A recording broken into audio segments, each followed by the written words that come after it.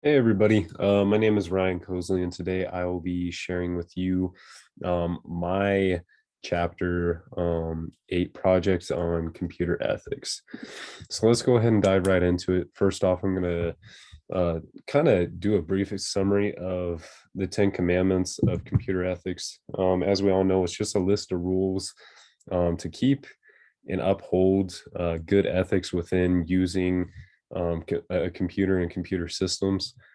Um, and like I say down below, it's just really meant to limit corruption just all over, whether it be in a business or everyday life, just to kind of help out other citizens around you.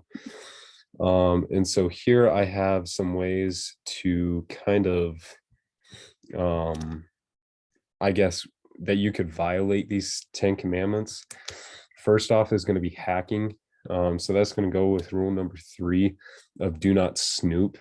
And so this is a very easy way I think people can kind of violate this rule. But also another way is I think definitely if your boss is there and you go in and want to see performance evaluations, you go in and kind of take a sneak peek at that. And so next up, rule number 4 is do not steal. And so definitely one that people could use to violate this would be stealing an identity. I have identity thief right there in the corner of my slide. But yeah, it's a very serious problem, and luckily due to modern laws, it tries to limit this, but that's a very possible thing nowadays with technology. Next up, moving to rule number 7 of using another computer resource of another person's. You could definitely use Microsoft Word from in another person's login account, even though you don't have Microsoft Word. And you could definitely go in and kind of, I don't know, you do all your projects without having to pay for it. Then next up is going to be plagiarism, which definitely falls under rule number 6 with, sorry, do not take in intellectual resources. And so this is something that I think we're all very, very common with, but it could also fall under, just going and having your project and taking data from another person and just not giving them credit. And then finally, I have Facebook and human trafficking, which has been a huge topic in the news. And so that's going to fall under rule number 9 of just think about your system before you put it out and how it could be used under all avenues. When Facebook was first created, it was definitely meant for a bunch of college students just to intermingle with each other and connect.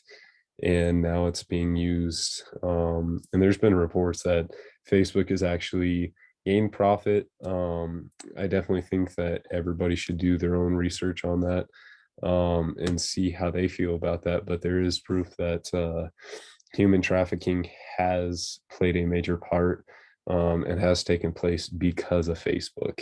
And so that's definitely a way that could violate the 10 commandments of computer ethics majorly.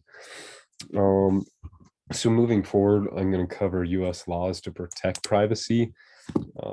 And so definitely there's been a lot of things to try and protect privacy, but the one to kind of kick it off is the Privacy Act of 1974. In this kind of prevents any information of the government being able to be released without consent. HIPAA is more medical, so if you have any medical information, it cannot be talked about unauthorized outside of work, and so now there's a computerized system where and a piece of software that actually tracks what people log into and if they access an account and all that. COPA is one that It prevents what children under 13 can actually view and learn on the internet. And so this is meant so parents are really giving them the information that they want to give their kids. And then next up, a major law that's been passed here recently in 2016 is going to be the GDPR. And so this is actually over in the EU. And so what this does is it protects people's data from being sold and viewed and all that stuff that is super, super important right now. It's actually super important because it's sparking a trend in California, and here in Colorado, it actually just got passed and should be instated in 2023. But it got passed by Polis in July of 2021, so this year, that you can't sell data without like authorization of the citizen. And so I think going off of this, what laws should be passed, I think a lot of laws similar to the Colorado Privacy Act should be passed. I'm sure all of you have heard about TikTok's and Facebook's kind of scandals. Facebook recently got in trouble in 2019 for selling data unlawfully, and then TikTok's been kind of in there a lot for just accessing information that they shouldn't be.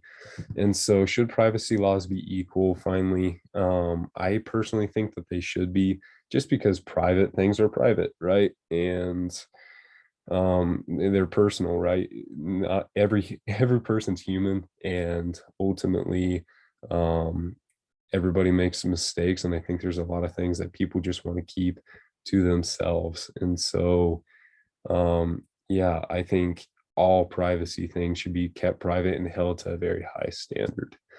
So thanks again, you guys, so much. I've had a lot of fun learning about this with you. Take care.